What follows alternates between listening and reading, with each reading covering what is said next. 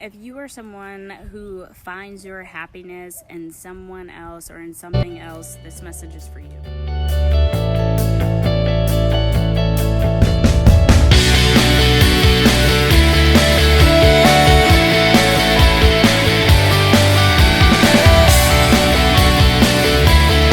In order to renew your mind about how you think about happiness, you have two choices.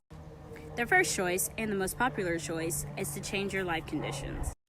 The problem with changing your life conditions is, one, you're usually at the effect of the government or things like coronavirus, or two, you just alter your life conditions to what someone else has already told you based on some rules of their life that they have given you, or rules that you may think that you have to put in place that you have gotten from the world that says, oh, if you do this thing, you'll be happy.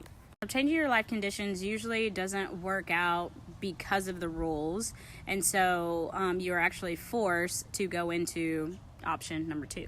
I say forced, but nothing is ever forced upon you. It's still always a choice. Option number two is changing the blueprint. What I mean by blueprint is the way that you have set up your life based on what your teachers, preachers, media, government, what the world has said that you should or shouldn't do. This is where you get your rules from.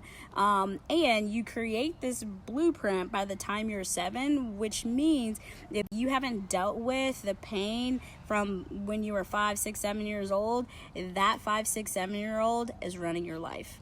I think I've made a video on this before, but it's so important that I want to reiterate, because when you change your blueprint, you choose your own way, which means you become the master of meaning. You get to assign in your life like what things mean for you, like what situation means to you, and you're not at the effect of everything else around you. So here's an example.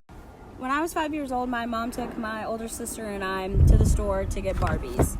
We both wanted the white Barbie doll, but my sister told my mom to make me get the black Barbie doll because it looked like me. So I then decided at 5 years old that I would never get what I wanted. So fast forward several years later, I'm in a relationship. I may ask my partner to go in the kitchen and get me something to drink. My partner says no. So now I'm pissed off at my partner because she didn't get me what I wanted, and that just feeds into the story of I don't get what I want. But see, what most people don't understand is my partner didn't piss me off. I pissed myself off, and that 5-year-old little girl that's running my life got pissed off because she never gets what she wants, and I'm using my partner to blame for it. I finally got present to this particular thing a couple of years ago in my life, and it has made a difference in how happy I am, because I realized that the only reason why I wasn't happy was because I created all of these rules about what actually had to happen in order for me to be happy. I thought that when I was 5 years old that I was building this wall to protect me from the outside world, but all I was doing was building a wall around this pain and keeping the pain inside, and it's been eating at me for my life, and that's what most of us do. So I'm going to give you something that's going to change your life. It may be difficult to hear at first, but when you can get past the judgment part, it's actually going to set you free. I am responsible for my happiness. See, the reason that you don't have happiness, or love for that matter, is because you assume that you don't have it. You assume that it's not there. Oftentimes, people want to manifest certain things in their life. But manifesting is simply just making obvious what's already there.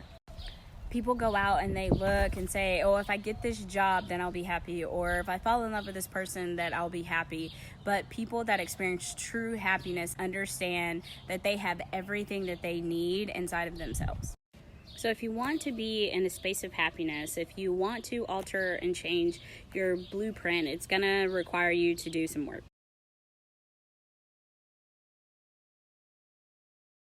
You are a person that's always angry or upset, or you have this belief that the world is cruel.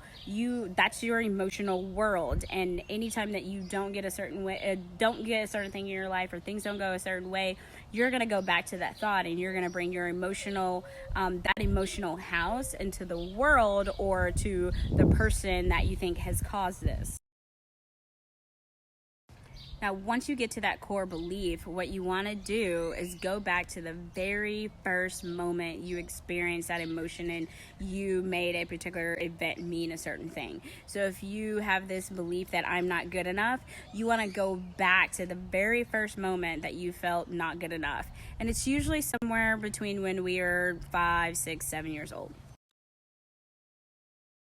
Now, right before you tell yourself that you're not good enough, I want you to think about one person in your life or on a TV show, your favorite character. It could be alien, it could be anybody or anything.